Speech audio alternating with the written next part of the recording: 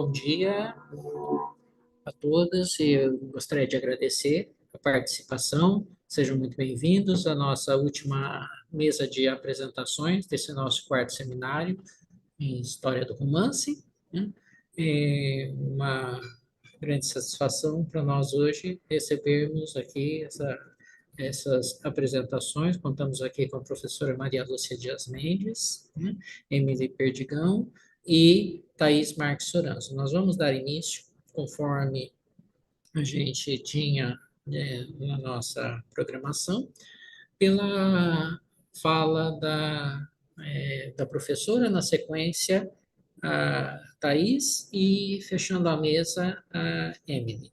Bom, quando estiver chegando perto do limite do tempo, a gente vai mandar, a gente avisa, né, as apresentadoras.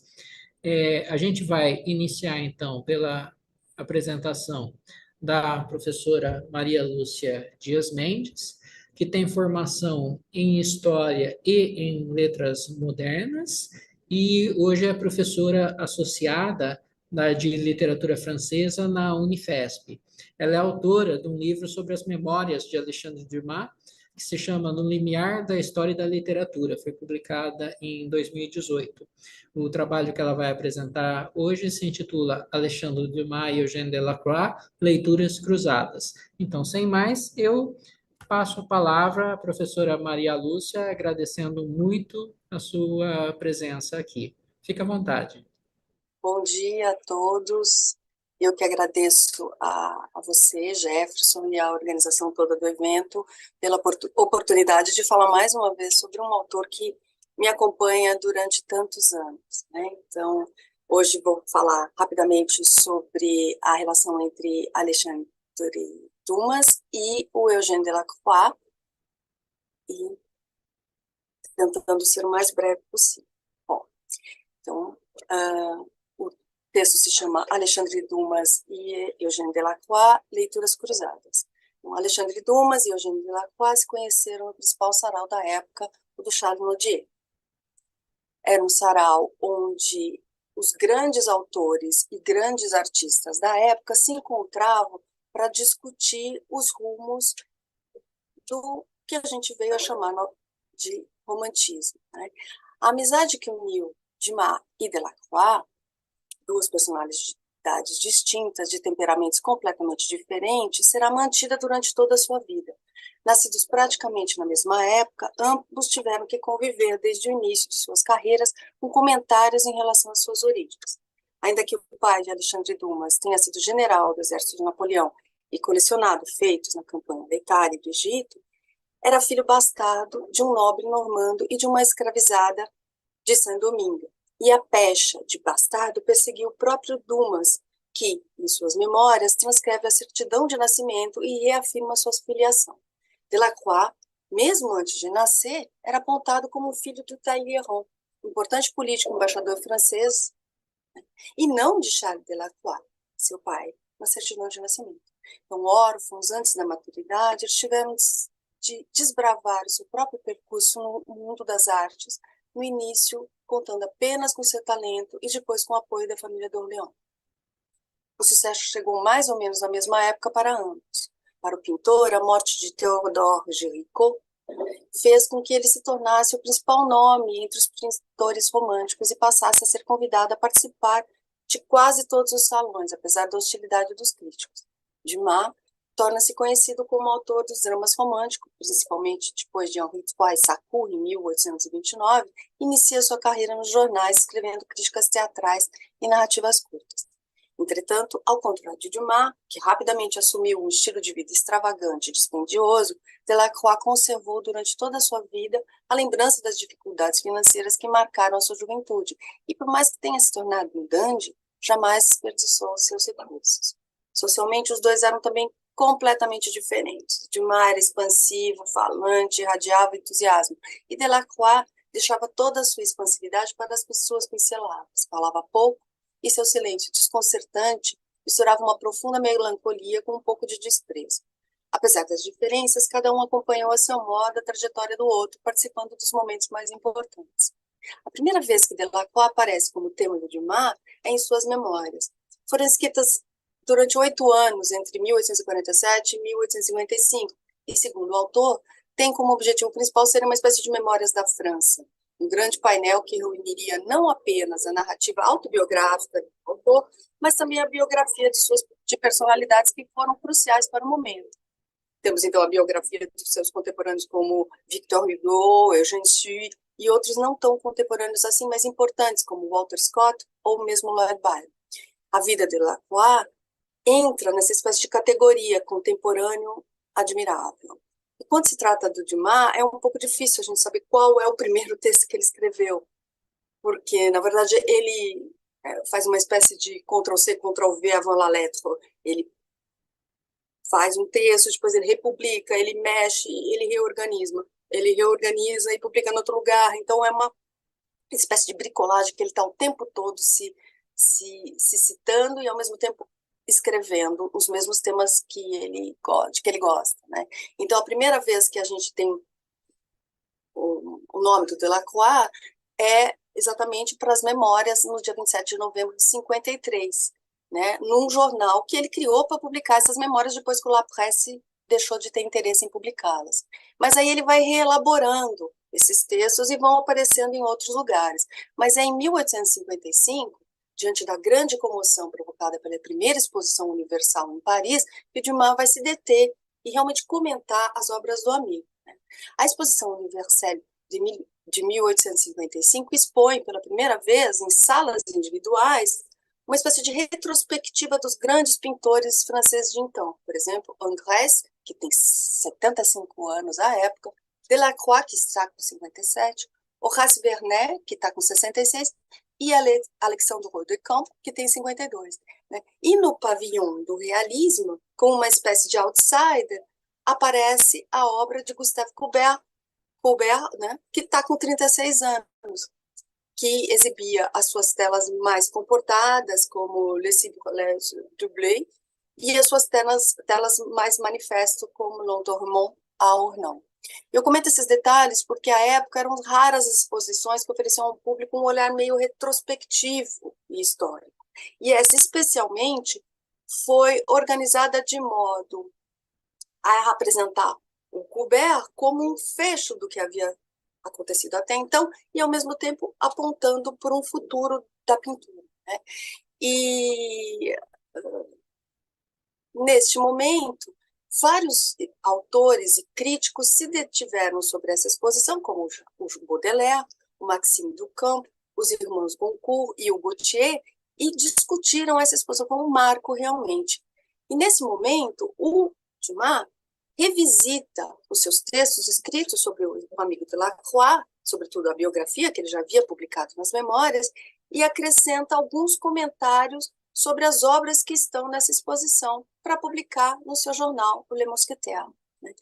E é interessante porque o Dumas, ele se confronta com essa exposição já assumindo uma perspectiva de que, assim como outros o fizeram, o Delacroix é o grande nome do movimento romântico. Isso é fundamental para a leitura que ele vai fazer dessas obras.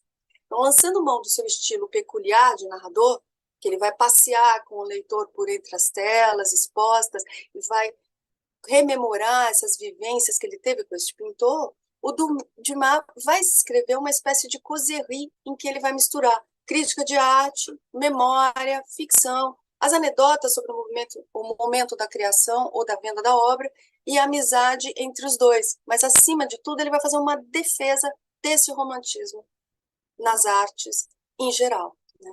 E uma das obras que mais merece destaque para o Dumas é o Massacre de Esquilo, que foi exposta pela primeira vez no Salão de 24, né? E que trazia um tema extremamente contemporâneo, que era a guerra de independência dos gregos, que eram dominados então pelos otomanos, distanciando-se dos grandes temas antigos privilegiados pelos clássicos, e marcando uma ruptura com as regras do classicismo dominante.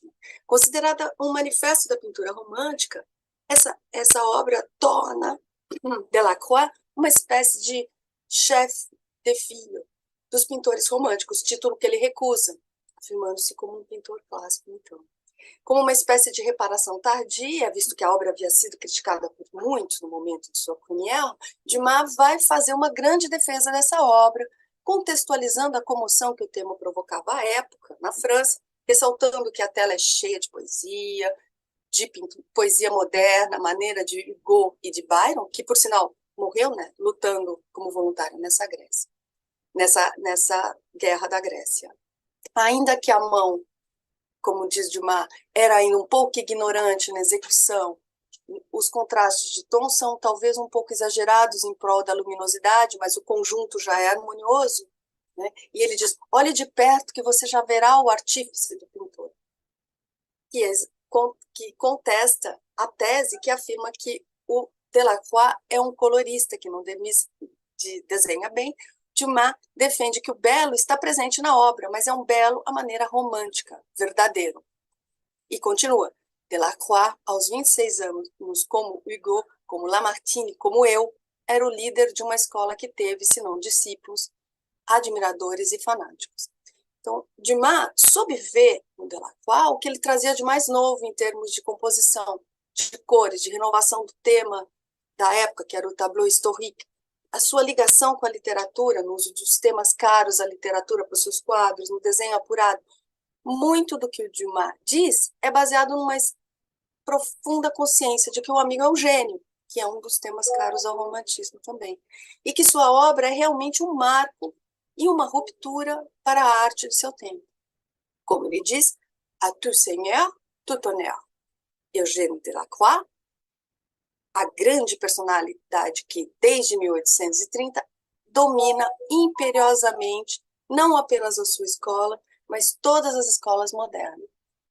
O gênio de Delacroix não se discute, sente-se, mais uma vez, tomando para si palavras que estão diante, assim, são palavras já românticas de apreensão da obra de arte. E não se pode afirmar que Dumas tenha lido a crítica do Baudelaire, que foi feita em 46 e em 55. Mas o que a gente percebe é que ele faz exatamente o que o Baudelaire critica. Ele faz um paralelo entre a obra do Delacroix e a do Hugo, colocando os dois como expoentes do romantismo, criticando a necessidade de encontrar a todo custo, né, que o Baudelaire criticava, né, que é a necessidade de fazer analogia entre artistas de todas as áreas no mesmo momento. Baudelaire é coerente, porque ele coloca Delacroix, partindo da definição de romantismo como intimidade, espiritualidade, como um mestre, ao mesmo tempo que ele exclui Victor Hugo, porque ele diz que o Victor Hugo está muito mais ligado a uma academia e a uma organização de ideias preconcebidas. A gente nota que o espírito de camaradagem e de amizade é o que impera nas críticas que o Dumas faz à obra do Delacroix. Ainda que eles não se vejam com frequência, né, e que tem diferenças quanto ao assunto é política, porque Dumas era republicano e Delacroix era conservador, a amizade dos dois parece prevalecer diante da crítica, né?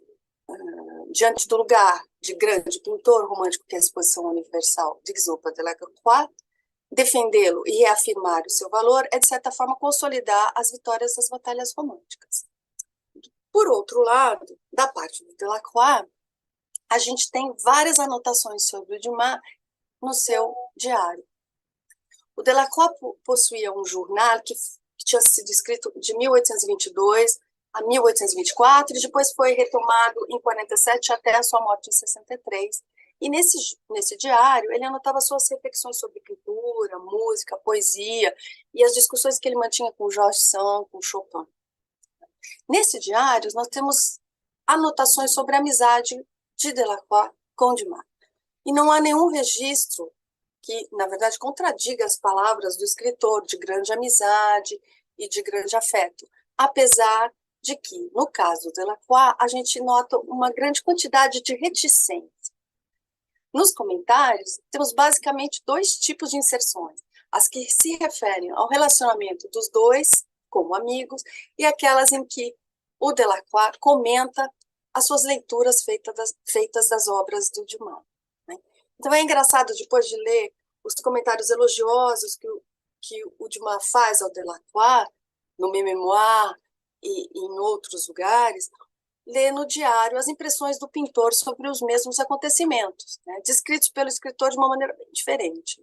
O momento em que Dumas vai à casa de Delacroix para tomar notas sobre sua vida, para escrever a sua primeira biografia, né, que para o Dumas é inesquecível e a prova de um grande afeto, de uma intimidade, aparecem no diário do Delacroix de uma outra maneira. Vejam, ele escreve: durante a noite, o terrível Dumas, que não larga a sua presa, vem me procurar à meia-noite com o seu bloco de notas à mão. Deus sabe o que ele vai fazer com os detalhes da minha vida que eu ingenuamente contei. Gosto muito dele, mas não somos feitos dos mesmos elementos. Seu público não é o meu, e um de nós dois deve estar certamente muito louco. Então, ao ler os primeiros capítulos que Dumas escreve sobre a sua vida, Delacroix afirma ainda que Dumas o transformou em um herói de romance, coisa que ele teria agradecido muito há 10 anos, quando se preocupava com a opinião do belo sexo sobre ele, mas que naquele momento não fazia mais nenhum sentido. Isso foi em 53. Está certo que a afeição que os une é verdadeira, mas Delacroix não poupa críticas e até mesmo parece não levar muito a sério Dumas, como no trecho em que ele comenta as confidências amorosas que Dumas havia feito após jantarem juntos, dizendo: pobre homem feliz, merece morrer como um herói no campo de batalha, sem conhecer as angústias do fim, da pobreza, sem remédio e do abandono. Possivelmente o juízo sobre o homem deve ter influenciado a leitura da obra, pois o Diário de Delacroix também traz comentários sobre as leituras que ele fez das obras de Dumas, e, ao que parece, Delacroix preferia ler as obras de Dumas em volume e não em folhetins, como a maioria do público, né? E parece até mesmo desdenhar do formato do folhetim, que não lhe permite julgar o conjunto do romance. Assinante do De La Presse, ele só lê em folhetins as memórias do amigo, né? Então isso faz com que se passe bastante tempo entre a publicação do folhetim e a leitura do Delacroix, né? O Delacroix vai preferir ler essas obras em volume. E outro traço marcante é que são leituras sempre feitas em momentos absolutamente de lazer. São leituras veranis, como a gente diz, né? O cenário é sempre Dieppe ou Plombières, né, que é uma estância termal, e o que dá à leitura um tom descompromissado, sem maiores preocupações ou pretensões. Logo que ele chega a Dieppe, o Delacroix vai ao gabinete de leitura local e começa a alugar os volumes, né? Uma espécie de remédio contra o tédio ou contra a falta do que fazer à beira-mar. E sempre que ele se refere às obras, ele usa o verbo amuser. E então é sempre um momento de distensão, né? Entretanto, esse leitor Delacroix se mostra contraditório, porque mesmo admitindo que os romances o agradam, ele não consegue evitar de mostrar uma certa rejeição, como se fosse uma culpa por sentir-se atraído por uma literatura tão pouco refinada, em que o autor lança mão de alguns recursos fáceis, como ele diz, como diálogos que se estendem, recursos melodramáticos, mistura de gêneros, uma literatura repleta de passagens que ele julga mal construídas, indignas de fazer parte de um romance que seria chamado de uma obra de arte. Ainda que ele se sinta movido pela curiosidade e pelo talento, que afirme gostar do romance, ele não deixa de escrever que muitas vezes tem vontade de jogar o livro pela janela, né? Mas ele não acaba jogando. No final, ele acaba enredado pela fábula, como diz o Cândido, e, apesar de tudo, não consegue resistir, né? Ele, além do autor, Delacroix critica Dumas, mas também critica Jorge Sand e outros autores contemporâneos, ele culpa o público, que não tem discernimento para escolher o que ler, né? Que é um público, como ele disse anteriormente, que não é o mesmo que ele deseja atingir, né? Então, o olhar que ele lança às obras e ao público, o leitor, talvez reflita muito mais do ideal do próprio Delacroix, né, dos seus juízos estéticos, né, do que exatamente dos valores que estão circulando neste momento, né? São juízos que estão talvez mal sintonizados com o momento, os valores que o Dumas está colocando, né? Certamente são valores que não se adequam mais ao tempo, sobretudo a uma obra como a de Dumas, que propõe questões absolutamente contemporâneas, como a relação entre literatura e imprensa, a veiculação da obra literária em outros suportes e a popularização da leitura. Então, para terminar, Dumas tem um olhar muito mais generoso em relação à obra de arte pela qual está produzindo. Ele é consciente de que aquela obra realmente é uma mudança de curso na arte de então. E o Delacroix, apesar de gostar de Dumas e de demonstrar afeto, lê as obras do Dumas com critérios que não dão conta das mudanças que o próprio Dumas está promovendo. É um leitor que, mesmo envolvido nas tramas do romance, não consegue depreender o que há de novo e o quão inovador é o veículo do folhetim, do jornal. Era isso. Muito obrigada. Muito obrigado, Maria Lúcia. Daqui a pouco, quando abrirmos a discussão, eu ainda vou pedir para você voltar a falar mais um pouquinho, tenho muita curiosidade ainda com o assunto. E agora eu vou passar a palavra à nossa colega aqui da casa, Thaís Marques Soranzo, que faz doutorado em Teoria e História Literária. Ela fez o seu mestrado sobre Oscar Wilde e George Moore, né? E trabalha com o naturalismo na literatura e sua recepção na literatura inglesa, e vai falar hoje sobre Zola e a fúria dos impressionistas. Então, com a palavra, Thaís.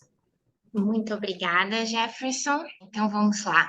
Como o Jefferson comentou, eu faço doutorado aqui no Unicamp, sou orientanda dele, então é sempre uma responsabilidade falar na frente do orientador, mas vamos lá, né? Então, a minha apresentação de hoje, na verdade, ela é um recorte da minha pesquisa de doutorado, que atualmente se encontra em andamento, já que a gente está falando aqui de artistas, né, se encontra em fase de criação. E o título, então, Zola e a Fúria dos Impressionistas, veio a partir de uma inquietação minha que surgiu enquanto eu lia a recepção do romance L'Œuvre, que foi publicado ali no final do século XIX, pelos impressionistas. Esse romance, inclusive, ganhou uma tradução recente aqui no Brasil, foi traduzido como A Obra, no ano passado, pelo professor Jorge Colli, aqui professor de Fichte. Então, é um livro que atualmente é fácil de se ter acesso, né? Então, só para dar uma rápida contextualizada, o romance foi publicado no final do século XIX, né, em 86. Mas o Zola, já na década de 60, se torna amigo dos impressionistas. Então, em meados ali da década de 60, ele fazia parte da mesma roda boêmia desses pintores. Então, eles frequentavam os mesmos cafés, iam aos mesmos ateliês. E Zola não só era amigo dos impressionistas, como foi uma das primeiras vozes a defender esse movimento, né, abertamente. Então, ainda na década de 60, Zola não era um escritor tão conhecido, como iria se tornar no final do século XIX, mas já se lançava na imprensa, sobretudo como crítico de arte. E foi um dos primeiros, de fato, a defender o impressionismo, enquanto esse movimento era recebido com muita hostilidade por parte, né, do público e da crítica. Bom, dando um salto no tempo, já final do século XIX, os impressionistas, quando leem o L'Œuvre, se sentem meio que traídos, né? Eles tomam o romance como uma espécie de ofensa pessoal. Então, por exemplo, o Clomonet, numa carta ao Zola, vai dizer: li o livro e fiquei preocupado, aflito, devo admitir. Intencionalmente você tomou cuidado para que nenhuma personagem se parecesse com um de nós. Apesar disso, receio que a imprensa e o público, nossos inimigos, usem o nome de Manet, ou no mínimo nossos nomes, para demonstrar que somos um fracasso. O Renoir foi ainda mais incisivo, né, e disse: o romance, que falhou em reconstituir um movimento artístico deveras original, somente seria digno de valor se Zola tivesse se dado ao trabalho de simplesmente contar o que viu e ouviu em nossas reuniões e nos ateliês. No fundo, ele conclui, Zola apenas troçou dos amigos. Então, o que será que mudou, né? Zola era tão amigo dos impressionistas e, de repente, tem essa reação, né? Os impressionistas se sentem tão ofendidos com esse romance. Bom, só pela recepção já dá para perceber que o impressionismo não foi retratado de maneira muito positiva em L'Œuvre, né? E por que isso aconteceu? Claro que eu não tenho uma resposta certa para isso, são apenas hipóteses que eu vou tentar aventar, mas a ideia aqui é tentar analisar como o impressionismo aparece no romance, né? e tentar pensar, então, essas relações entre público e privado aqui. Por que esse medo dos impressionistas do romance funcionar como uma arma contra eles, né?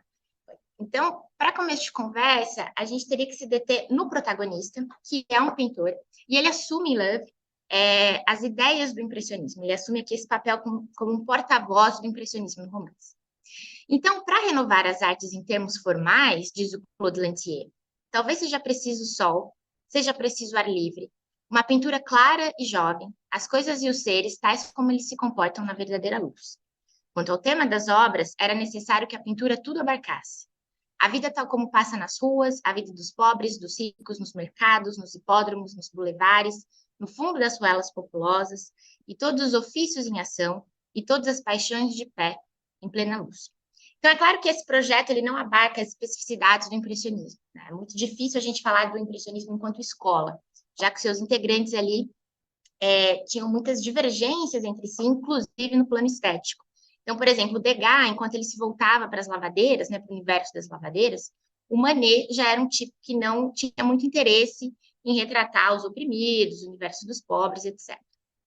De qualquer maneira, esse projeto do Claude Lantier ali dá uma ideia geral do que foi o impressionismo, né? Ou seja, esse interesse no flagra do cotidiano, imagens ali da atualidade, né, do entorno, e ao ar livre. Não mais, então a pintura não mais confinada ali ao espaço do ateliê, mas sendo feita, sendo elaborada ao ar livre, né, sobre as diferenças atmosféricas, de luz, de cor e etc. E não só, então, na teoria, né, o impressionismo aparece no romance, mas também em algumas descrições, especialmente, então, no trabalho do Claude. Então, eu separei um trecho sobre uma obra do Claude que foi intitulada Plein Air, né, Ar Livre. E, por sinal, foi uma obra que, no romance, é exposta no Salão dos Recusados, tal como o acontecimento verídico, né? A gente sabe a repercussão ali que teve o Salão dos Recusados. Até alguns estudiosos afirmam que foi ali o momento em que surge a arte moderna, né? Com a exposição do Manet, Whistler, Cézanne, etc. Então, vamos ver a descrição do quadro no romance. Esse esboço, feito de uma só vez, tinha uma violência soberba, uma ardente vida de cores. Em uma abertura de floresta, com espessas barreiras de vegetação, caía um jogo de sol. Só à esquerda, uma alameda sombria mergulhava com uma mancha de luz muito longe. Ali, na relva, no meio das vegetações de junho, uma mulher nua estava deitada, com um braço sobre a cabeça, inflando os seios. E ela sorria, sem olhar, com as pálpebras fechadas, na chuva de ouro que a banhava. Ao fundo, duas outras mulheres, pequenas, uma morena e outra loira, também nuas, lutavam, rindo, fazendo destacar entre o verde das folhas dois adoráveis tons de pele. E, como no primeiro plano o pintor precisava de uma oposição negra, eles simplesmente se satisfizeram em sentar um cavalheiro ali, vestido com uma simples jaqueta de veludo. Esse senhor dava as costas, tudo o que se via dele era a mão esquerda, na qual ele se apoiava sobre a relva. Então, a gente tem aqui uma espécie de êxfrase, né? Então, que, a muito grosso modo, é uma descrição literária de uma obra de arte que pode ser fictícia ou verdadeira. Claro que há modificações, né? Mas vejam aqui, eu destaquei alguns termos que evocam a técnica impressionista, né? Então, por exemplo, essa violência soberba que faz lembrar a agilidade do pincel ali dos impressionistas, né? Aquela audácia com que eles criam suas obras. Essa ardente vida de cores, né? O verde das folhas, essa oposição negra, então, esse jogo de cores, lembrando aqui que o Manet muitas vezes era criticado ali pela imprensa, porque os quadros às vezes eram muito coloridos, tinha um jogo de cores que, segundo os críticos, não combinava, né? E, por fim, essa presença da luz, caía um jogo de sol, uma mancha de luz muito ao longe, uma chuva de ouro, então a presença desse aspecto da luz interferindo, então, na obra de arte. E é claro que aqui a cena, né, embora com modificações, evoca, portanto, Le Déjeuner sur l'Aube e o Olímpia, que são dois quadros, talvez os mais polêmicos do Manet, e, de fato, os quadros que colocaram o Manet na cena pública. Então, eu acho interessante no Love como vai ser um romance que vai jogar muito com essa ideia da dimensão pública que esse movimento estético assumiu em Paris ali na segunda metade do século XIX. E não só o impressionismo, mas também o naturalismo, né? Então, o romance evoca essa dimensão pública de ambos os movimentos. Ao mesmo tempo em que a gente tem essa dimensão pública, temos no romance também o foco na intimidade. Então, aqui, tanto o impressionismo quanto o naturalismo vão trazer a intimidade enquanto objeto estético. O que eu quero dizer com isso? Separei aqui um trecho, que é a descrição do ateliê do Claude, que é dado ao leitor pela perspectiva da Christine, que, embora vai ser a futura mulher do Claude, né, no romance, nesse momento, o primeiro capítulo do romance, ela chega ali, sai de uma tempestade, ela busca refúgio ali no ateliê do Claude e ela entra como uma intrusa. Então, o Claude não estava esperando visita, não deu para arrumar a casa ali, né, antes de entrar uma visita. E o leitor, então, tal como a Christine, flagra esse ateliê no seu momento de desordem. Vamos ver, então, a cena. O que mais a assustava eram os esboços pendurados na parede, sem moldura, uma grossa torrente de esboços que chegava até o chão, onde se amontoava uma degringolada de telas jogadas de qualquer jeito. Nunca ela tinha visto uma tão terrível pintura, áspera, brilhante, de uma violência de tons que aferia como um palavrão de carroceiro ouvido à porta de um albergue.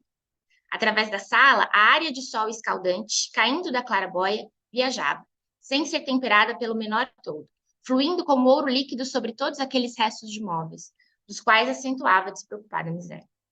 Então, de novo, vejam só a interferência da luz, essa luz que vem de fora e que vai iluminar toda a miséria desse ambiente. Então, de novo, a gente tem no romance essas técnicas impressionistas que vão aqui corroborar uma descrição naturalista, né? Então, esse projeto de um realismo aqui, no caso, a intimidade do artista. A intimidade do artista vai ser exposta ali em toda a sua miséria, em toda a sua desordem. E vejam só, a violência de tons dessas obras impressionistas do Claude chocavam a Christine como um palavrão de carroceiro ouvido à porta de um albergue. Então, a arte aqui é totalmente rebaixada ao terreno do vulgar. Impressionismo e naturalismo, neste momento, caminhando lado a lado aqui, um movimento ajudando o outro para construir essa vulgarização da intimidade, digamos assim, né?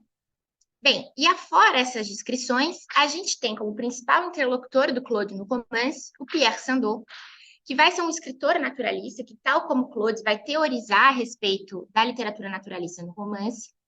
E aqui, eu sei que é muito complicado a gente fazer associações entre personagem e autor, mas eu acho que nesse romance, Zola deliberadamente faz associações entre ele e esse personagem, e eu já vou desenvolver essa ideia logo mais.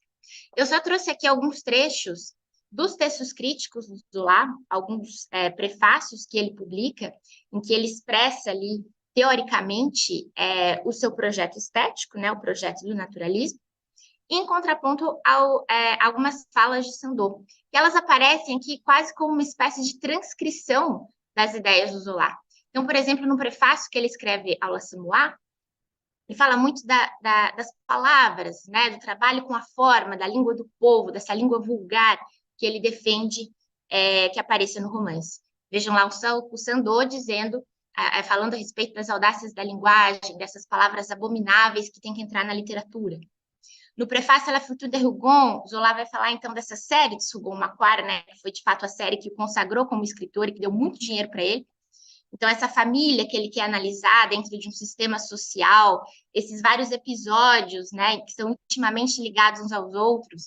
Vejam só o Sandeau dizendo, vou inventar uma família, vou estudar seus membros, né, como é que eles se comportam dentro de um sistema social. E o período histórico também, né, Zola determinando aqui que essa família vai ser situada no Segundo Império, Sandeau também dizendo, quero situar essa família num determinado período histórico. Né? Pode passar ali, por favor. Então, o Sandeau, ele vai assumir no romance esse porta-voz do naturalismo e também vai ser o personagem que vai começar a apontar as incongruências do impressionismo. Então, por exemplo, embora ele fosse o melhor amigo do Claude, né, tivesse o Claude em autoestima, ele não se conforma, às vezes, com alguns trabalhos do Claude. O Claude ele vai tentar criar uma obra, daí o título do romance, A Obra, que nunca vai ser concretizada. Né? Mas nesse ideal, ele vai tentar representar Paris em toda a sua efervescência. E nesse retrato da Paris em toda a sua efervescência, ele coloca uma mulher nua. Para o Sandeau, um escritor naturalista, guiado pela lógica, guiado pela verossimilhança, isso não faz o menor sentido. Então ele diz para o Claude, Sandeau voltou com suavidade a respeito dessa estranha composição, pleiteando por necessidade de sua própria natureza a causa da lógica ultrajada. Como um pintor moderno, que se orgulhava de pintar apenas realidades, podia degradar uma obra introduzindo nela tais imaginações? Era tão fácil tomar outros temas em que a necessidade do nu se impunha? Então, o Sandeau aparece aqui discordando esteticamente do Claude, né? O naturalismo aqui apontando falhas do impressionismo. E vejam nessa fala, né, nesse trecho, Sandeau aponta as imaginações do Claude. E aqui, acho que um ponto que até liga à apresentação da professora Maria Lúcia, Claude assume no romance esse arquétipo do artista romântico. Vai ser alguém que, apesar de tentar se tornar um pintor moderno, retratando realidades, ele não consegue se desvincular, né, desvencilhar dessa herança romântica. E vai ficar muito atrelado a essa ideia de gênio. E é uma ideia de gênio que vai fazer com que ele fique tão obcecado com a obra de arte, com a sua grande obra-prima, que ele fracassa. Ele é levado à loucura, ele entra numa obsessão ali, em algo meio compulsivo, e não consegue criar, né? Fracassa. Sandeau, no enterro do Claude, ali no último capítulo, o Claude, vou cometer um spoiler aqui, mas ele comete suicídio, né? Ele se mata em frente àquele quadro inacabado. Tormento criativo que triunfa aqui, né? Sandeau vai dizer, mas a doença do Claude não estava só nele. Foi a vítima de uma época. Sim, nossa geração encharcou-se até a barriga de romantismo e permanecemos impregnados com ele de algum modo. E por mais que nos lavássemos, por mais que tomássemos banho de realidade violenta, a mancha teimou. Todos os detergentes do mundo não tiraram o cheiro. Então, o Sandeau, ele assume aqui não só como porta-voz do naturalismo, mas como porta-voz da sensatez. A gente tem no romance uma espécie de triunfo do naturalismo sobre o impressionismo, né? Então, o romance não só aparece aqui como uma espécie de manifesto naturalista, mas uma defesa ali do escritor naturalista, que vai aparecer no romance como esse escritor idealizado. Por isso, eu retomo aquela ideia, por que Zola teria ali criado associações tão evidentes entre ele e esse personagem? Eu separei algumas imagens aqui que dizem respeito à iconografia do Zola na época, né? Então, ele era tido ali, ó, vejam só, do lado do Manet, como uma espécie de beberrão, um boêmio meio grosseiro, a imagem de um porco ali olhando para o Zola, né? O porco fica até meio assim quando olha o Zola.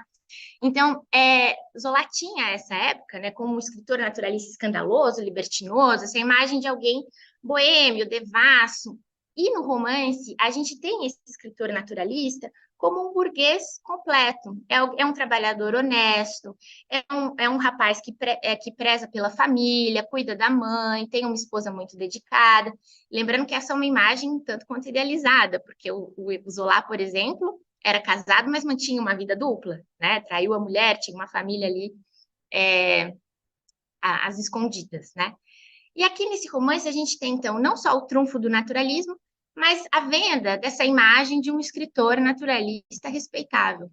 Então, eu acho interessante do Louvre como é um romance que vai brincando com essa ideia de intimidade. Então, sim, há uma espécie de reconhecimento da importância do impressionismo para a época, inclusive para a construção dessa intimidade, mas a gente não pode perder de vista como é uma intimidade construída, uma intimidade sempre pensando nessa dimensão pública. E talvez daí, né, não é de se estranhar a fúria desses impressionistas que, para o escritor naturalista se sobressair, os pintores impressionistas tiveram que ser ali delegados ao papel de boêmios fracassados, né? E não por acaso, 2 anos depois, o Zola é condecorado com a Legião de Honra, que a gente sabe ali que era um prêmio, tanto quanto controverso, mas dedicado ali a essas pessoas respeitáveis, né? As referências, eu agradeço muito a atenção de vocês e a gente conversa daqui a pouco. Obrigada. Muito obrigado, Thaís. Então, vou passar agora para a apresentação da Emily Perdigão. A Emily tem formação na graduação e no mestrado na Universidade Federal de Ouro Preto e atualmente ela cursa o doutorado na Universidade Federal do Paraná. Ela vai apresentar uma comunicação que chama Um quadro de diversas luzes, o barroco quadro realista da comédia humana de Balzac. Então, com a palavra a Emily, fica à vontade. Bom dia, muito obrigada a todos do evento pela oportunidade, né, de apresentar. É, Como já dito, meu nome é Emily Perdigão, eu sou doutoranda em Letras pela UFPR e eu venho apresentar hoje este trabalho intitulado Um quadro de diversas luzes, o barroco quadro realista da comédia humana de Balzac. É, eu começo, então, fazendo um comentário a respeito do realismo, né, de Balzac. Balzac ele é um escritor francês do século XIX, e o que é característico do Balzac é esses romances realistas dele, né? Ele dá o título de comédia humana à sequência de mais de 80 novelas e romances que ele escreve, e essas obras realistas dela, elas têm essa forte característica de trazer um realismo que apresenta a ideia da rejeição de fortes contrastes, conforme o Franco Moretti explica no texto The Way of the World, que o Balzac ele tem uma consciência assim de que o modo como o mundo é, ele nunca vai mudar em um dado estágio. Então, o Balzac vê todos os conflitos como necessários e ainda passagens transitórias que nunca deveriam se tornar obrigatórias. Ele entende assim que não há princípios, há apenas circunstâncias. Em termos estruturais, ser realista significa negar a existência de paradigmas estáveis e claramente opostos. Na leitura da Comédia Humana do Balzac, logo no início a gente já consegue perceber que essa ideia que o Franco Moretti defende fica muito evidente. Os personagens dos romances balzaquianos, quando eles passam pelo processo de formação deles, pelas suas trajetórias, eles conseguem obter sucesso quando eles percebem que o bom e o mal, eles não são assim coisas totalmente opostas e inevitáveis. Os personagens que eles conseguem algum sucesso em suas trajetórias são aqueles que percebem que às vezes eles vão ter que ouvir os conselhos dos bons e às vezes eles vão ter que escutar também os conselhos dos maus, e que a sabedoria consiste em equilibrar essas forças, que na verdade elas não são tão opostas assim. É algo característico do realismo do Balzac, né, na sua comédia humana. Ele escreve que a imensidão de um plano que abraça de uma vez só a história e a crítica da sociedade, a análise de seus males e a discussão de seus princípios me autoriza, acredito eu, a dar à minha obra o título sob o qual ela apareceu hoje, a comédia humana. Então, aqui já aparece a ideia de um trabalho de um historiador, né? De alguém que está trazendo uma história da sociedade e a ideia de uma crítica e de uma análise também.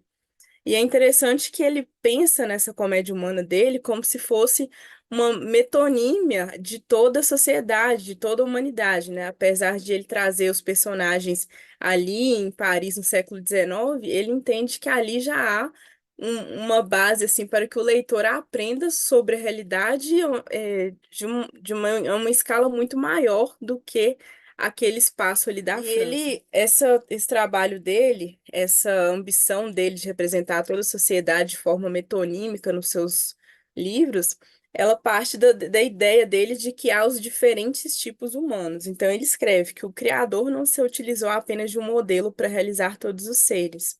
Portanto, existiam e existirão em todos os tempos as espécies sociais como as espécies zoológicas. Se Buffon fez uma obra magnífica na tentativa de representar em um livro o conjunto da zoologia, não deveria haver uma obra desse gênero para fazer o mesmo para a sociedade?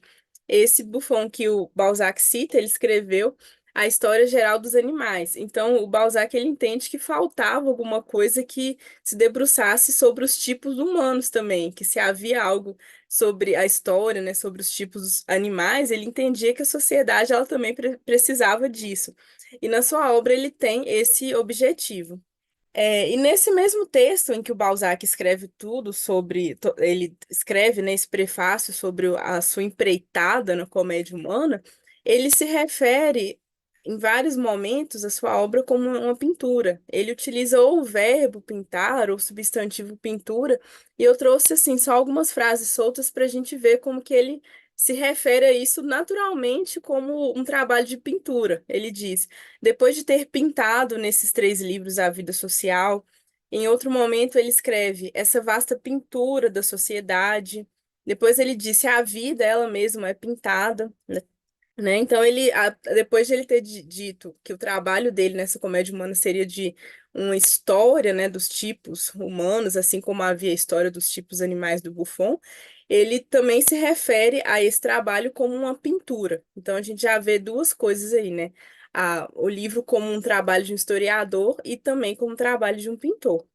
E não só o próprio Balzac, né, se referiu ao seu trabalho como pintura, mas lá no Contre Saint-Beuve, Marcel Proust escreve sobre a relação entre a obra do Balzac e uma pintura. O Proust escreve: seus livros resultavam de belas ideias, ideias de belas pinturas, por assim dizer, pois ele, a miúde, concebia uma arte sob a forma de outra. Como ele via num efeito de pintura uma bela ideia, da mesma maneira ele conseguia ver numa ideia de livro um belo efeito. Representava para si mesmo um quadro onde há alguma originalidade assombrosa e que encantará. Imaginemos hoje um literato a quem viesse a ideia de tratar 20 vezes com diversas luzes o mesmo tema, e que teria a sensação de fazer algo de profundo, sutil, poderoso, esmagador, original, assombroso. Amador apaixonado por pintura, ele sentia por vezes alegria ao pensar que também ele tinha uma bela ideia de quadro, de um quadro de que todos falariam. Então, desse trecho do Marcel Proust, eu destaco o momento em que ele escreve, né, que a ideia do Balzac era uma ideia de tratar 20 vezes com diversas luzes o mesmo tema. É interessante porque a leitura da comédia humana, a gente percebe assim que alguns personagens em algum momento eles aparecem como secundários em um romance e em outro romance da comédia humana eles reaparecerão como protagonistas. E isso me fez lembrar, né, quando eu tive o contato inicial com a obra do Balzac, exatamente as pinturas barrocas. Lá no Conceitos Fundamentais da História da Arte, o Henry Wolff, ele escreve sobre a pintura barroca e ele explica, né, que sem importunar o espectador com uma obscuridade que o forçaria a procurar os motivos do quadro, o barroco, por princípio, inclui em suas intenções artísticas a clareza relativa e até mesmo a indeterminação total. Essa parte que é interessante porque sempre que a gente tem um contato com uma pintura barroca, o quadro ele já nos direciona o nosso olhar para onde que a gente deve ter mais atenção, né? Há outros quadros de outros estilos que a gente às vezes tem que ficar procurando assim onde que está a cena principal, por exemplo, né? Eu sempre lembro da obra do Bruegel, que se a gente for olhar assim os quadros dele, a gente tem que ficar procurando onde que está a cena principal, que dá título à pintura. Agora, nessas obras barrocas, o nosso olhar já é direcionado para o motivo do quadro, justamente por essa incidência da luz sobre o motivo principal. E ele diz, né, ocorrem desvios que deslocam o essencial para o segundo plano e ressaltam os elementos secundários. Isso não apenas é permitido, como também desejado. O motivo principal, porém, deve sempre destacar-se como tal, ainda que disfarçadamente. Nesse trecho do Wolfling, eu lembro muito mesmo o que o Balzac faz na comédia humana, né? Que em algum momento ele coloca algum personagem para segundo plano em um romance, e no outro momento, e o motivo principal está ali com a luz sobre ele, né? Então, em um outro romance, aquele que estava em segundo plano, ele vai mudar de posição naquele quadro balzaquiano e a luz incidirá sobre aquele que, num quadro anterior ou num romance anterior, estava em um plano secundário. Aí eu trouxe aqui, gente, as pinturas para que a gente veja isso no exemplo, né? Eu trouxe 2 pinturas do Rembrandt. Essa primeira, né, de Ana se banhando com suas ninfas, com as histórias de Acteon e Calisto, a gente percebe aqui, claramente o nosso olhar já vai para o lugar que está, onde a luz incide. Então a gente não fica procurando onde que está acontecendo essa cena da Diana se banhando. O nosso olhar ele já é direcionado porque a luz incide sobre a cena principal. Então há outras coisas no cenário e que estão assim escuro que a gente entende que são num plano secundário. A gente não vai ficar procurando assim muitos motivos dessa tela nas partes mais escuras. O nosso olhar já vai direto para a parte clara. E nessa outra pintura também, essa eu gosto mais, acho que exemplifica melhor esse paralelo com Balzac, porque tá aqui Simeão louvando o menino Jesus, e a gente consegue até perceber que há várias figuras, assim, no canto da tela, que elas aparecem ali como espectadores, mas a luz está incidindo sobre a cena principal. Eu gosto de pensar, assim, esse paralelo com a pintura do Balzac, com a obra do Balzac, é como se em um dos romances do Balzac está a luz aqui incidindo sobre o Simeão louvando o menino Jesus. Mas aí no romance subsequente, a luz vai estar incidindo sobre uma dessas pessoas que nesse momento aqui da pintura estão na sombra. Eu entendo que é isso que o Proust quer dizer quando ele escreve lá no texto de que o Balzac ele traz o mesmo quadro, né, com diversas luzes, várias vezes. Então é o mesmo quadro, ele não vai fazer assim vários quadros em cada um de um dos protagonistas dele, mas ele vai fazer um só quadro da comédia humana e em cada um dos romances ele vai colocar a luz sobre um deles, né? Em vez de fazer assim um quadro só do personagem tal, aí em sequência um outro quadro recortado de um outro personagem. Não, é um quadro só e a luz ela vai variando ao longo da comédia humana. Outra questão que eu trouxe assim também dos comentários do Wolfling sobre a pintura é a diferença entre a figura clássica e a figura barroca, que o Wolfling explica que uma figura clássica ela pode ser recortada, ela terá sem dúvida uma aparência menos favorável do que seu meio anterior, mas nunca perderá a identidade. A figura barroca, ao contrário, ela tem a sua existência totalmente associada aos demais motivos do quadro. Já uma simples cabeça mescla-se indissoluvelmente ao movimento do fundo, mesmo que seja apenas através do jogo de tons claros e escuros. E quanto mais necessário se fizer sentir essa complementação, tanto mais perfeita será a unidade da obra de arte barroca. Então, essa unidade da obra de arte barroca, que não dá para separar uma figura da outra, eu acredito que é isso que o Balzac faz lá na Comédia Humana, que ele entende que mesmo que em um dos romances um dos personagens seja o protagonista, aqueles outros ali que estão em planos secundários, eles não têm que estar separados do protagonista. Eles devem estar ali na parte escura do romance dele, para depois esperar a hora de a luz incidir sobre eles, mas eles devem estar ali para manter essa unidade, né? Dando a ideia de que tudo está relacionado. De que também lembra aquela ideia de que não dá para separar o bom e o mal, né? Não dá para separar muito as coisas, essa ideia de mistura que o Balzac já traz nessa obra dele. Então, a mudança nas artes plásticas, as recortáveis figuras clássicas para a unidade barroca, eles têm acordo com a ideia de Balzac, de não isolar os personagens de cada romance, mas sim evidenciar como as histórias deles estão entrecruzadas. Aí eu trouxe, gente, assim, né, para desilustrar só um trechinho do Pai Goriot, do romance do Balzac, para a gente ver como que isso acontece na prática. Na descrição que ele faz ele faz uma descrição da pensão Volcker, né, que é uma pensão que é importante na obra do Balzac, lá no Pai Goriot, e ele escreve assim, que tal descrição devia oferecer e oferecia em miniatura os elementos da sociedade completa.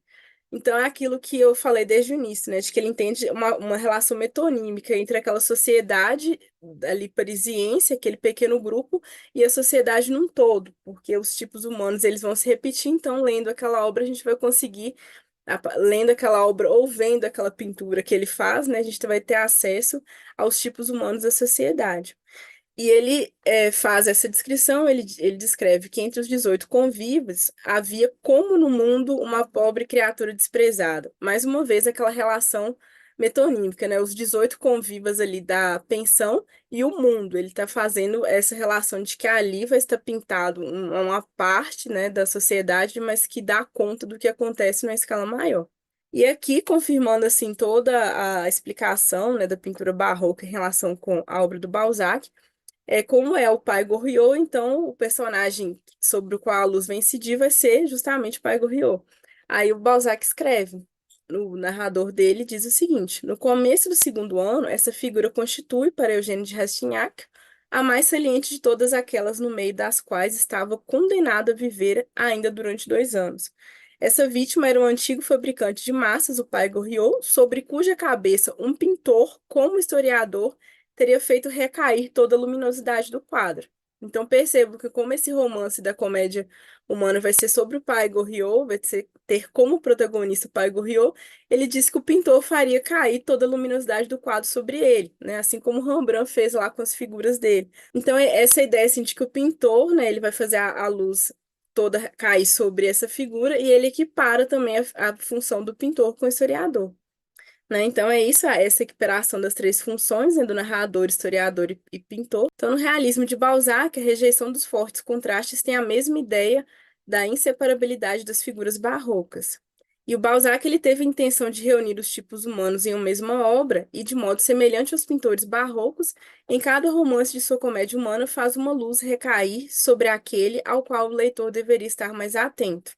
E dessa forma é possível inferir que, em sua equiparação das funções do pintor, do historiador e do narrador, Balzac tinha em mente um pintor barroco. Eu agradeço a atenção de vocês, era isso que eu tinha para apresentar hoje.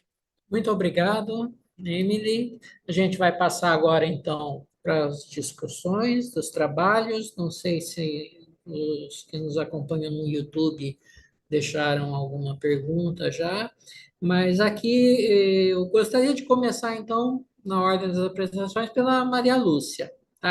Tenho uma pergunta, vou usar aqui o meu privilégio, né, de estar aqui com o microfone, e vou falar primeiro, e queria explorar um pouco mais a Maria Lúcia, né, que tão raramente se vê, porque o Alexandre Dumas, no meu caso particular, faz parte de uma certa memória afetiva, né? A minha iniciação na literatura, com Os Três Mosqueteiros, A Máscara de Ferro, né? E aquelas velhos filmes de capa e espada que passavam na sessão da tarde, com a Tulipa Negra, né? E e é difícil, né, separar a imagem a memória do Alexandre Dumas dessa produção folhetinesca dele, né, de tanto sucesso, né? E eu quase crio uma certa antipatia pelo Delacroix, de estar menosprezando isso, né, onde já se viu. Mas o que eu queria te perguntar, né? Se você pode, se você tem alguma coisa assim que poderia nos esclarecer, é o Dilmada, que é praticamente a mesma geração, né, do Delacroix, e ele surge ali no começo no teatro, né? Como tão inovador também, né? Traz essa estética romântica com a Torre de Nesle, o Tony.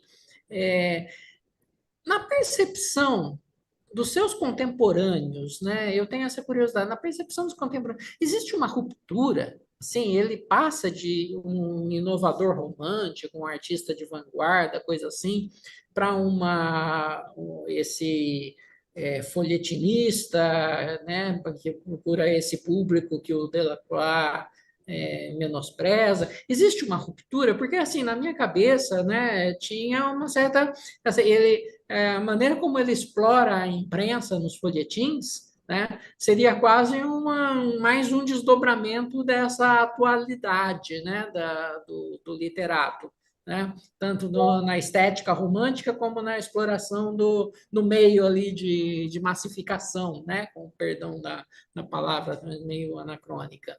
E ali na percepção, existe uma ruptura, esse menosprezo, como que se dá isso? Você poderia, assim, acrescentar alguma coisa a Claro, respeito? E muito obrigado de novo pela comunicação. eu que agradeço.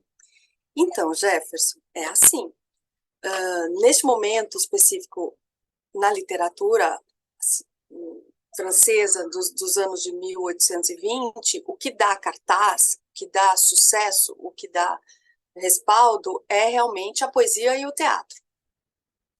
E no caso do Alexandre Dumas, ele consegue se estabelecer como autor dramático de um gênero que está ascendendo, que é o drama romântico, né? E depois vai se consolidar, inclusive com o Marion Delorme do Victor Hugo e tudo mais. Então, ele é aclamado um autor teatral, ainda que questionado, porque ele faz um tipo de peça de teatro que está rompendo com as regras do clássico, né? Ele faz um drama romântico. Então, ele consegue fazer essa ruptura. No entanto, o suporte romance e folhetim não é bem visto. Tanto que alguns autores, como o Victor Hugo, jamais se deixaram publicar em folhetim. Então, assim, apesar de todo o sucesso de venda que ele tem e de público, a crítica é muito feroz diante do fenômeno que é o romance folhetim. Então, assim, ele passa de um autor festejado no teatro para um autor que vende, um vulgarizador, um autor vulgar, um autor popular. Né? Então, assim, por mais que a gente saiba que ele era lindíssimo e que ele era extremamente festejado como autor de romance folhetim, ele não tem um sucesso de crítica. A crítica especializada vai ter, diante do Dumas, a mesma postura do Delacroix. Ele vai ser visto como alguém que está enchendo linguiça, alguém que está esticando a história, né? Inclusive, há uma diferença que a gente faz entre romances, folhetins e romances publicados em folhetim. O próprio Balzac vai publicar em folhetim, mas ele não vai usar do suporte folhetim como algo constitutivo dentro da sua criação, da sua poética. O Balzac, ele concebe o romance e ele publica em folhetins. O Dumas concebe o romance para ser publicado em folhetim. Então, há algumas peculiaridades na escrita do Dumas que são definidas e que servem ao suporte. Então, o final de capítulo em suspenso, entendeu? Aquele gancho para a próxima cena, aquela maneira de segurar o leitor pelo diálogo. Isso são coisas que ele vai trazer do teatro, né? Esse uso do diálogo, quase que, assim, fazendo um anacronismo, um cinema. As coisas que o Dumas escreve são muito visuais, porque no diálogo é que assim, o diálogo ele explica e ele exemplifica a cena, né? Apesar de você ter um narrador muito forte, o diálogo ele faz a cena andar, ele faz o enredo andar, né? É muito visual, né? Porque é do teatro, são coisas que ele trouxe do teatro. O corte final, né? Do fim do capítulo, que é o corte do ato, que leva para o outro ato. Então, assim, esse tipo de mecanismo é muito teatral e ele faz disso o seu grande arsenal. Mas ele não era bem visto, apesar E de todo o sucesso que tinha. aquele primeiro momento do teatro romântico ali, perto de 1800, ele chegou a ser popular, você sabe? Sim, como autor teatral, sim. Tanto que ele alça a categoria de escritor. Ele até conta nas memórias, é bem interessante, ele contando como ele conheceu o Victor Hugo.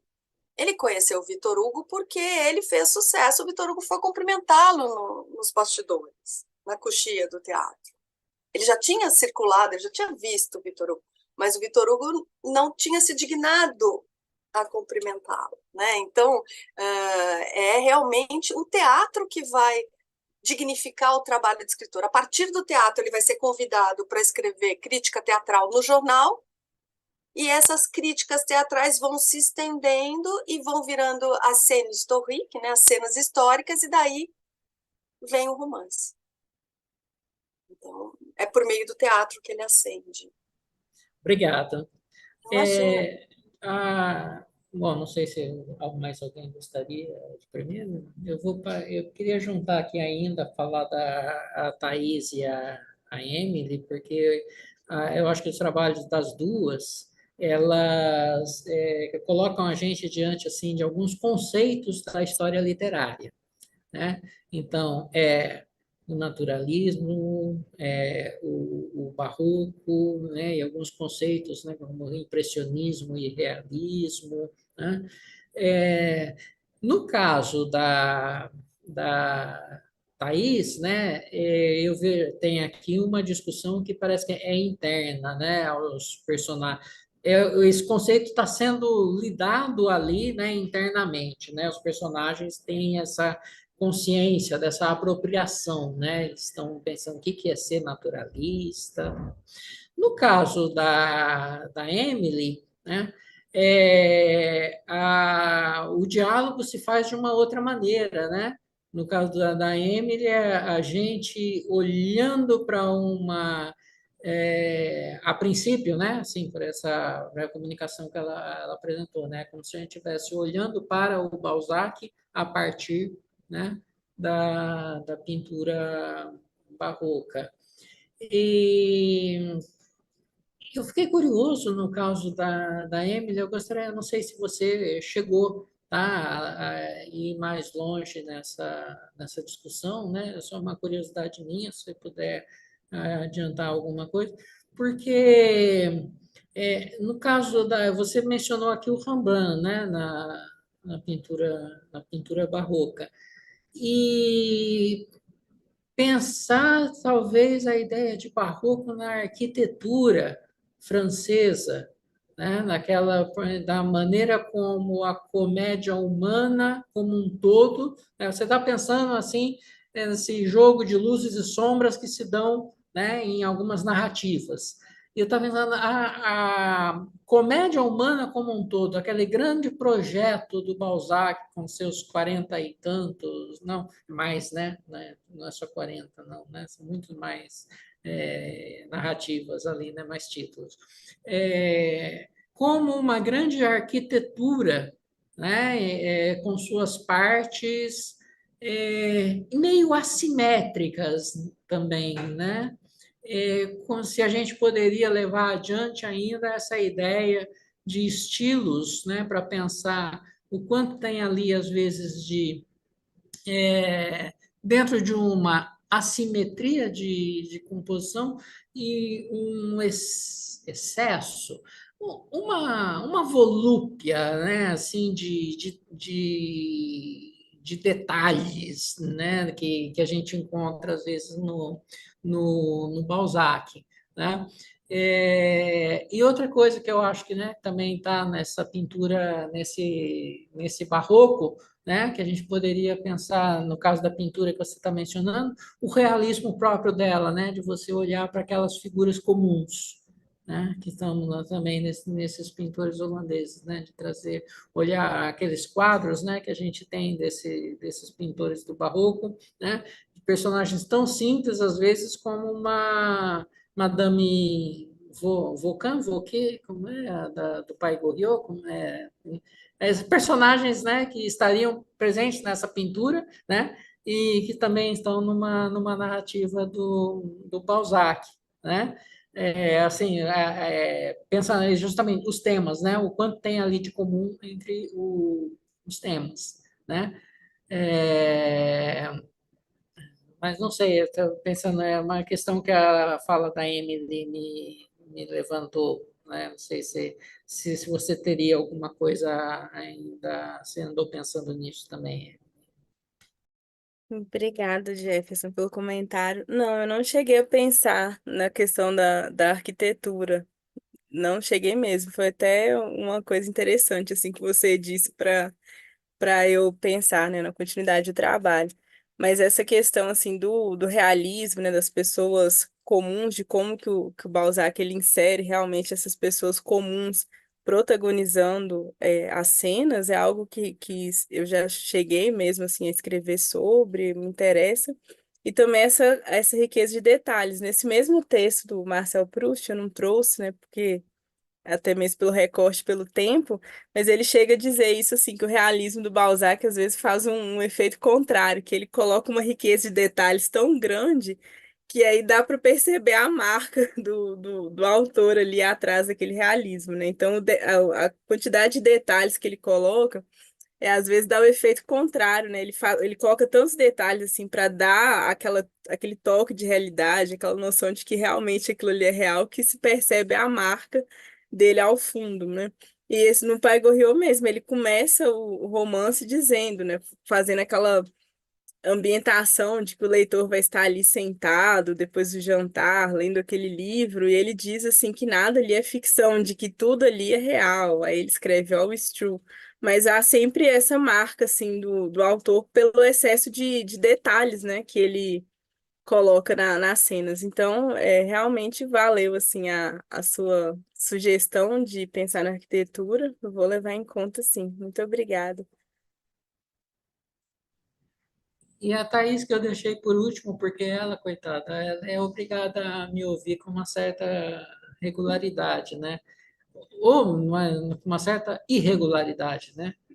Quando ela quer, eu não dou retorno. Quando ela não quer, ela tem que me ouvir. Mas, enfim, ah, esse trabalho que a Thaís vem desenvolvendo, né, o que eu não vou questionar aqui, não vou fazer nenhuma pergunta em especial, mas vou pedir para ela falar um pouquinho mais, para ela aproveitar, né, já que estamos aqui, para ela falar um pouquinho mais, né, do que não está na sua apresentação, né? Um pouco, extrapolar um pouco, por causa da ideia de, como eu disse antes, né? Esses conceitos que vocês estão colocando, né? A relação, é, como se dá uma afinidade, né? E, ao mesmo tempo, o que parece uma contradição entre naturalismo e impressionismo, né? Eu digo, na representação, né? Naquela que parece ser tão, tão claro no naturalismo e, ao mesmo tempo, esfumaçado no impressionismo, né? E como eles conseguem se entender tão bem, né? A gente diria que é essa afinidade por causa dos espaços de sociabilidade, afinal, era todo mundo amigo mesmo, né? Se gostavam, brigavam, mas estavam bem, né?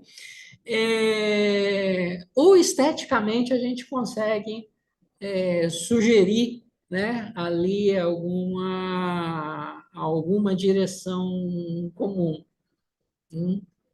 No sentido, em algum sentido, por exemplo, de você é, encontrar nos impressionistas essa busca pela luz do momento, né? Uma certa fidelidade que não é exatamente a fidelidade que está na pintura realista, no classicismo, mas aí é só mesmo te dar a oportunidade, né, para a Colette extrapolar, já que ela não está nesse momento escrevendo, apresentando para a banca.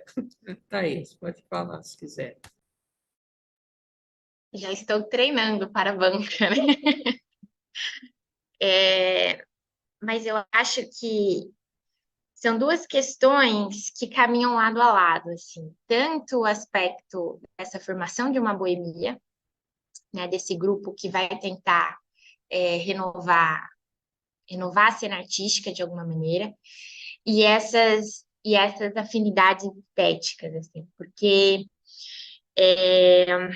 deixa eu pensar.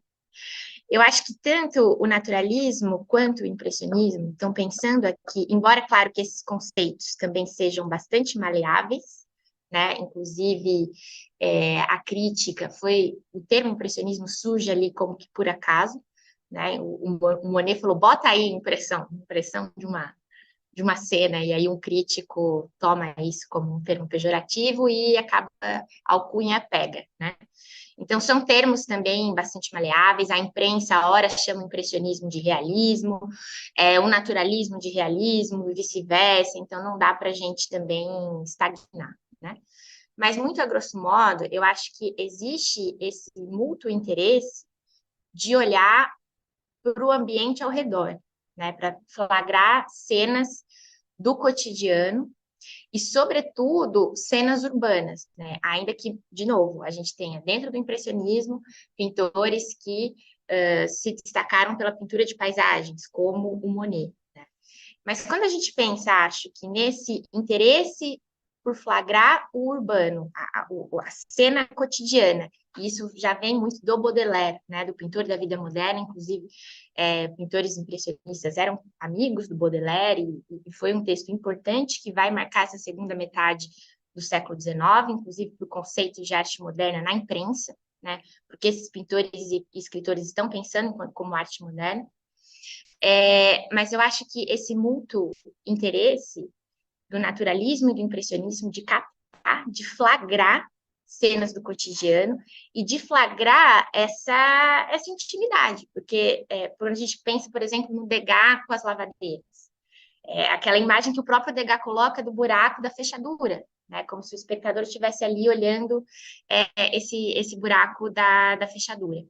Então, me parece, né, eu estou tentando investigar na tese, mas essas possíveis afinidades entre impressionismo e naturalismo se colocam a partir desse interesse pelo cotidiano e por esse espaço urbano e o espaço urbano dos artistas. Por isso que a intimidade, essa intimidade boêmia, o retrato, as diferentes representações dessa intimidade boêmia, também vão ser, acho que, um aspecto importante tanto para a ligação entre esses artistas, pintores e escritores, quanto para os seus conflitos, né? Porque como a partir do momento que eles estão representando, Zola representa os pintores representam Zola e etc., essas variadas representações acabam sendo também uma forma de autorretrato. E por isso também esses conflitos entre a camaradagem boêmia, ali entre os colegas boêmios, porque um não necessariamente gosta do retrato do outro. Então, afinidades, porém, também é um grupo ali cheio de tensões, né? Então, a ideia também do trabalho agora é traçar essas afinidades, mas também essas divergências, né? Que é o que vai formar essa boemia, enquanto um grupo que sim tinha afinidades estéticas, mas também era um grupo cheio de divergências, conflitos, né? Estavam longe de ser ali, de formar um grupo coeso e uniforme. E até, Jefferson, se me permite, eu queria estender um pouco esse comentário para a professora Maria Lúcia, porque eu achei muito divertido quando ela trouxe aquele comentário do Delacroix, falando do Mar chegando ali na casa dele, meia-noite, lá vem ele atrás da presa, né? Eu acho que isso se estende um pouco, né? Essa busca ali pela intimidade, né, o que está acontecendo ali, porque eu acho que nesse momento a gente tem, inclusive pela imprensa, especialmente pela imprensa, né, esse desejo, essa cobiça dos leitores de saber o que está acontecendo ali, essa intimidade da celebridade, né, dos artistas enquanto figuras públicas e como os artistas se valem, né, escritores e pintores também, claro, né, nas exposições, mas como esses escritores que estão escrevendo na imprensa se valem dessa ânsia pela intimidade que os leitores esperam, né, para conseguir dinheiro, inclusive. Então, a intimidade se assume enquanto um novo objeto estético, mas também enquanto um novo objeto de consumo, né? Obrigado, Thaís. A Júlia queria fazer uma pergunta. Uhum. Oi, gente. Primeiro eu queria parabenizar a todas pelas apresentações, foram muito interessantes. Eu tenho uma questão para Emily, porque o Rembrandt é um pintor-chave também na minha tese, e eu achei muito curioso você, Emily, no início da sua apresentação, né, quando você estava falando sobre Balzac, você falou sobre aquela rejeição dos contrastes no Balzac, né? Isso numa ideia mais voltada ao caráter das personagens, né? Eu imagino. E os quadros, e você optou por trazer os quadros, a maior parte dos seus exemplos eram todos do Rembrandt, né? E eu queria ouvir de você se você chegou a pensar sobre essa técnica do chiaro-escuro no Rembrandt, né? O contraste entre luz e sombra, porque embora haja, né, a luz incidindo, como você falou bem, sobre o assunto principal, muitos críticos também identificam, especificamente nos quadros do Rembrandt, né, essa técnica do chiaro-escuro, do contraste entre o claro e o escuro, como uma forma também de criar uma certa dramaticidade no quadro.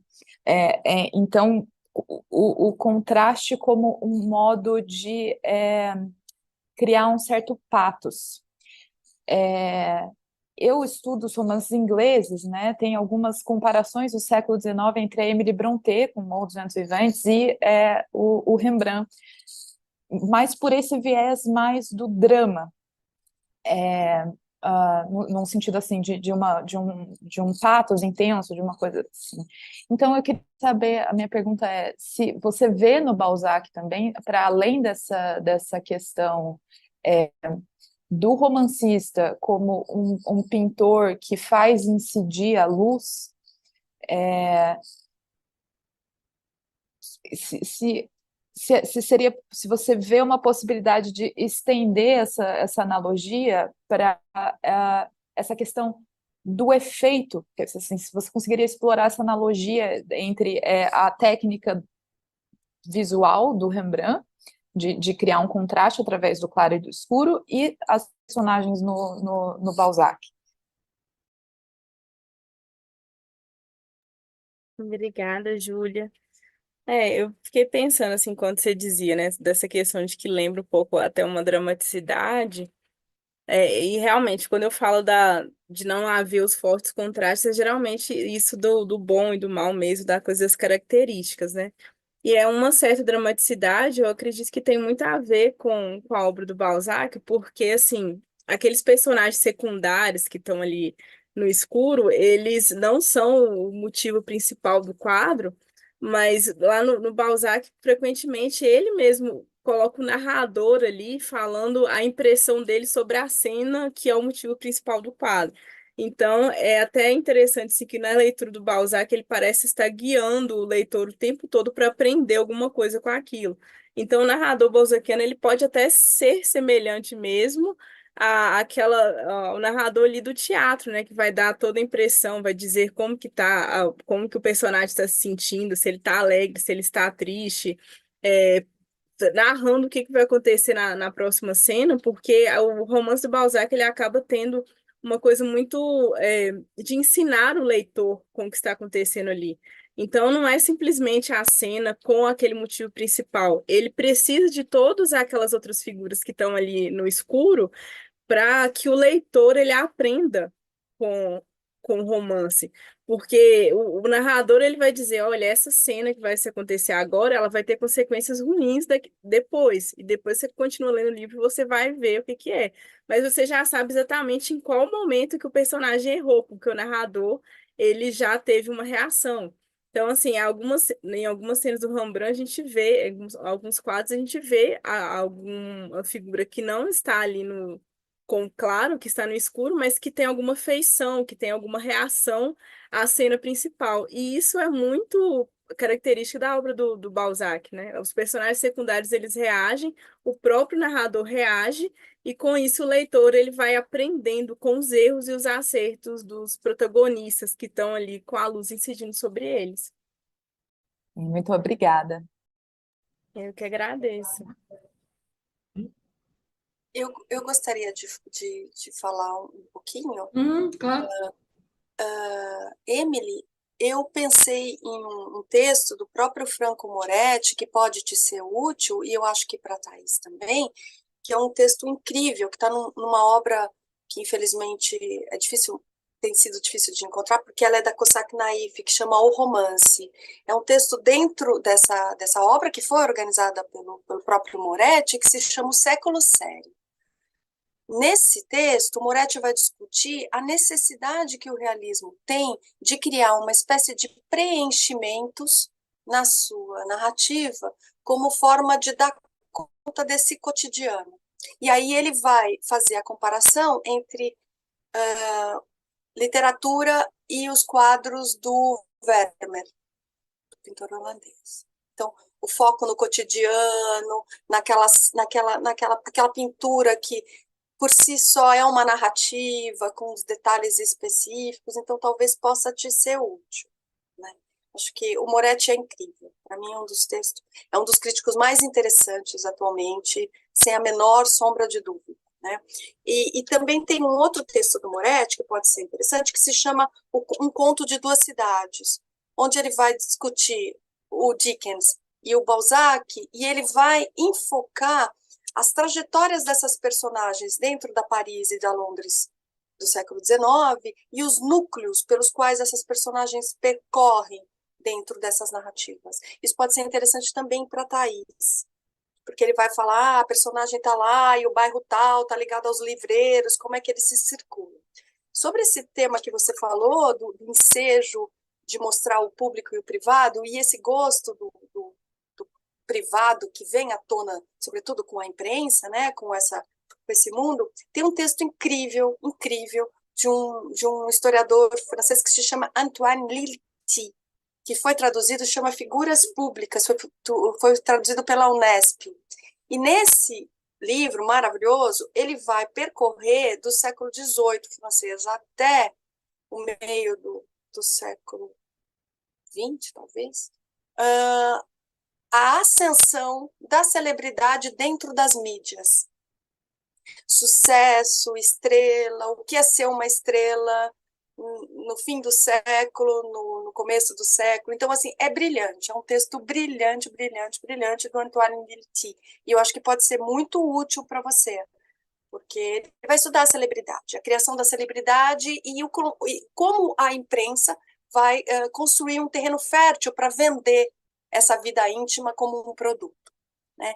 Então, isso é muito recorrente, a gente nota bastante na imprensa francesa que isso vai num crescendo, né? No caso do Dumas, isso é absurdamente notável, porque como ele mistura vida pública e privada o tempo todo, por conta de um tipo de narrador que ele cria, ele acaba fomentando isso. Não só ele, como todos os outros, né? Então, acho que isso você vai aproveitar bastante. E mais para o fim do século, tem um historiador canadense que é sensacional, que se chama Anthony Glinoer, e ele tem um texto com o belga, se eu não me engano, que se chama Lesnay, e se chama La Bohème.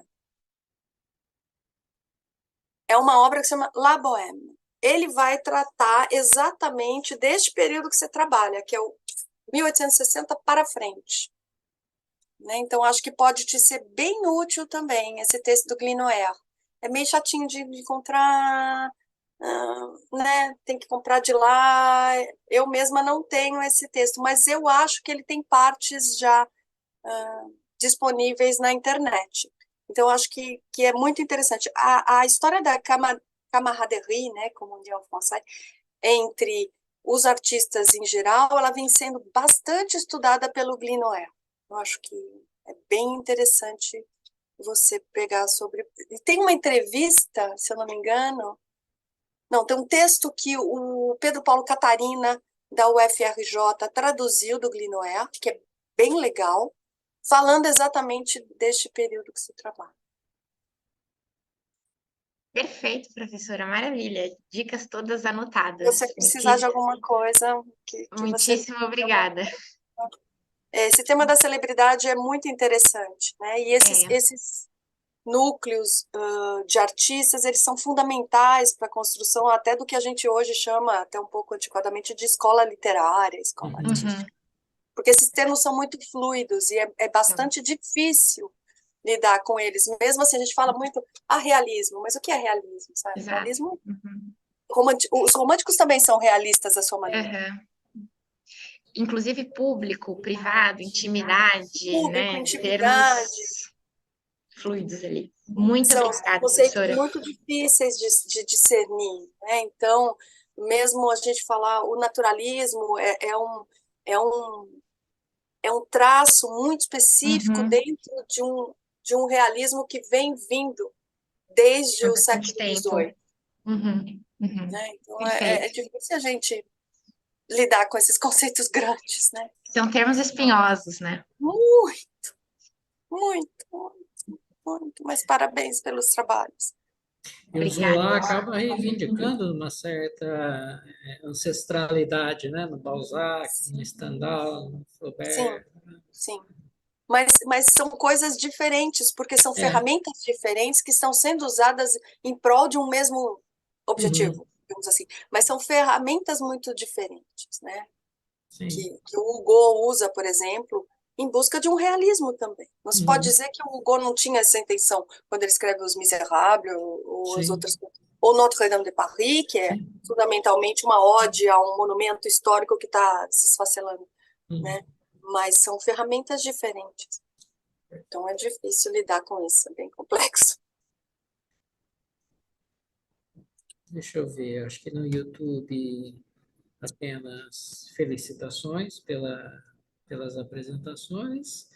Bom, gente, então acho que a gente pode encerrar, né? Já passei meio-dia e meia. Eu queria agradecer mais uma vez a participação de todos, a participação do público que esteve nos acompanhando no YouTube e convidar para a conferência de encerramento, às 14h30, nosso colega aqui da casa, professor Mário Frangilo. A conferência se chama Romance e Artes Visuais entre Realidade e Mistério, né?